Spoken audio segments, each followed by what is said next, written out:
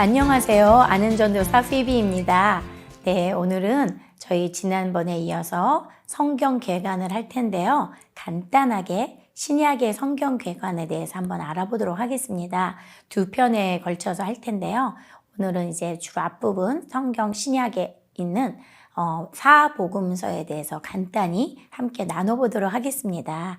여러분 잘 아시는 대로 신약은 전체 성경 구약 39권, 신약 27권으로 이루어져 있죠. 저희 개신교에서 쓰는 성경이 그렇습니다.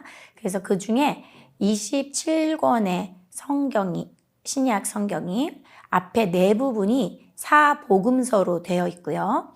그 다음에 사도행전, 역사서로 되어 있고, 그 다음에 바울서신이라 해서 13편의 바울서신, 그리고 8편의 일반 서신, 그리고 한 편의 묵시문학으로 요한계시록이 있죠. 그런데 이제 저희들이 그 중에서 지금 편에서는 4편의 사복음서를 대해서 조금 저희들이 일반적으로 알았으면 하는 내용을 한번 나눴으면 합니다. 사복음서는 마태복음, 마가복음, 누가복음, 요한복음으로 되어 있죠. 앞에 다 사람 이름이에요. 마태, 마가, 누가, 요한. 근데 이 네 사람이 다 예수님의 직접 제자들은 아니죠. 예, 마태, 마가, 누가, 요한 중에 마태와 요한은 제자고 마가와 누가는 직접 제자는 아닌 거죠. 그런데 이 네 복음서라는 것은 또 특별한 장르예요. 이야기, 스토리로 되어 있고 또 역사적인 사실이 되어 있고 그 중에는 예수님이 직접 행하신 일도 나와 있고 예수님이 직접 말씀하신 것도 돼 있고요. 그래서 이 복음서를 어떤 장르냐, 문학적 장르냐로 볼 때는 그냥 복음서. 그래서 어떤 가스펠 문학적인 걸로 하고요. 스토리텔링으로 보면 될 것 같습니다. 그리고 그 안에는 유대인들의 내려오던 어떤 문학적 성격과 함께 경전의 의미도 들어있고요. 그래서 그 네 가지를 전체적으로는 그렇게 보시면 되고요. 그 쓰여진 시기는 이제 많은 학자들이 연구를 했는데 그 네 복음서 중에 제일 문장이나 어떤 내용들을 비교하면서 또 여러 가지 그 성경 외적 증거들을 토대로 봤을 때는 마가복음이 제일 먼저 쓰여졌다고 해요. 그렇게 됐을 때는 마가복음이 기초적인 어떤 내용들이 제일 많이 들어있고 그 다음에 거기서 다른 복음서들은 좀 에디팅이 한다거나 좀 애드돼서 더 많은 내용, 좀 자세한 내용이 들어있다고 보면 되시겠고요. 또 앞에 세 개, 마태, 마가, 누가복음은 세 개를 묶고 또 요한복음을 따로 묶어요. 그래서 세 개는 관점이 비슷하다 그래서 비슷한 관점에서 공관복음이라고도 말해요. 그 요한복음은 살짝 관점이 다르다고 하고요. 그런데 또 자세히 들어가 보면 그 네 복음서가 다 관점이 달라요. 어떻게 다르냐면 마태, 마가, 누가, 요한이 그 각자 어떻게 이 글이 취합됐나 보면 우리가 알다시피 그 이름이 있는 사람들이 직접 쓴 게 아니에요. 바울서신의 경우는 바울이 직접 썼다고도 하지만 이 복음서의 네 가지는 그 마태가 심우하던 교회의 성도들에게 말한 어떤 설교문이라든지 예수님에 관한 이야기를 나중에 써서 모아서 그게 편집이 된 거고 마가복음도 그렇고 누가복음도 그렇고 요한복음은 복음서 안에 직접 써 있죠. 부르고로 집사에게 말을 한 걸 그분이 부르고로 집사가 썼다고 그렇게 됐기 때문에 이 앞에 있는 이름들이 직접 서술한 저자는 아니죠. 저희가 이제 그게 누구냐가 중요하다기보다는 그 내용이 중요하고 그게 우리에게 오늘날 2000년 가까이 흐르는 시간 동안 전달돼서 그 복음서를 통해 저희들이 또 예수님을 살아계신 말씀을 듣고 또 삶으로 적용하고 정말 하나님 사랑, 이웃 사랑하는 데 사용되는 귀한 성경책이라는 게 중요한 거죠. 그러면 이제 마태복음과 이제 마가복음, 누가복음의 관점, 공관복음의 관점과 요한복음의 관점을 한번 보겠는데요.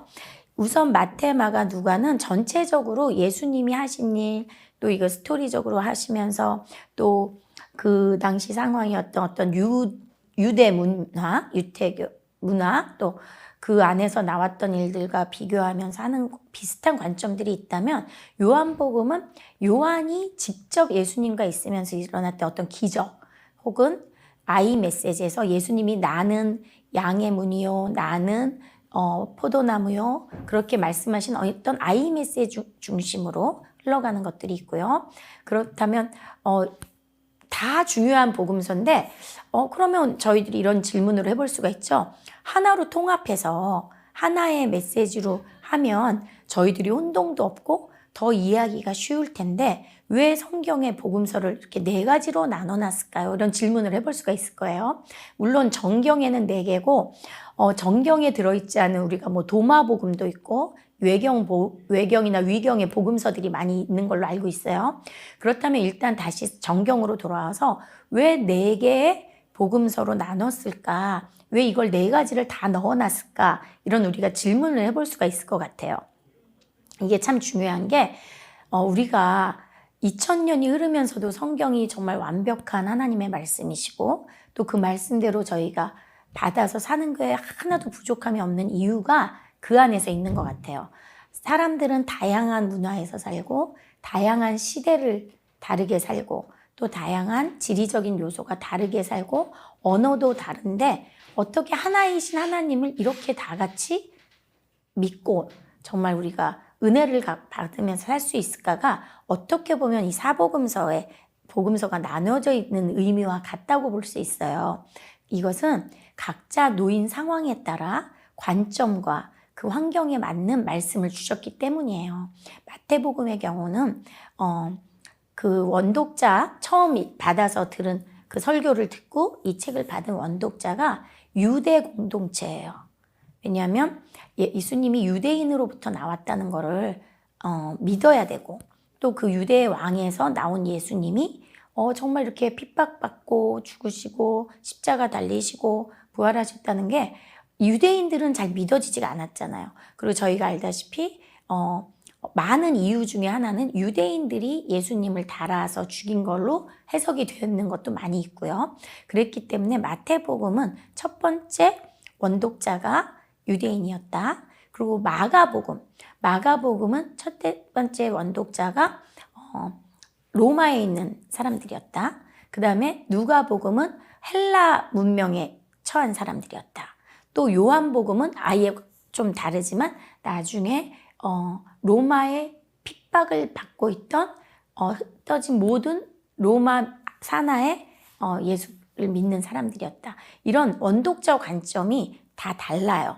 그러면은 유대인들과 이방인들로 나뉘어지잖아요. 로마인이나 헬라인은 이방인인데 그랬을 경우에 어떻게 달라지냐면 같은 내용이어도 받아들이는 게 다른 거예요. 유대인들은 우리 민족은 역시 선민이고 우리 민족 안에서 예수님이 나오셨기 때문에 이렇게 은혜롭다라고 말할 수 있다면 이방인들은 그 마태복음을 통해서 받은 어떤 유대인의 선민의식을 갖고는 은혜를 받을 수가 없잖아요. 그런데 마가복음이나 누가복음 또 요한복음에서는 이방인들이 예수 그리스도가 하나님의 유일하신 독생자 아들이 우리를 위해서도 피 흘려주셨구나, 우리를 위해서도 부활하셨구나를 믿을 수 있는 그 원독자적 관점이 다양하기 때문에 은혜가 되는 거죠.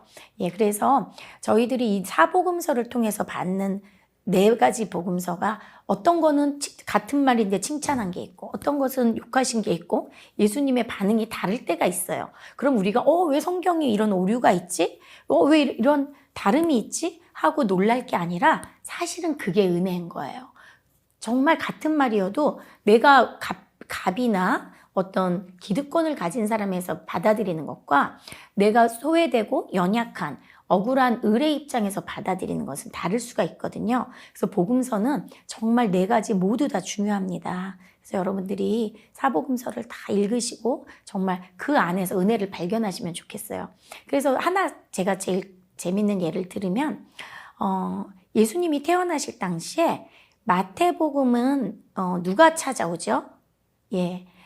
동방 박사들이 찾아와요. 동방에 아주 훌륭하신 분들이 찾아와요.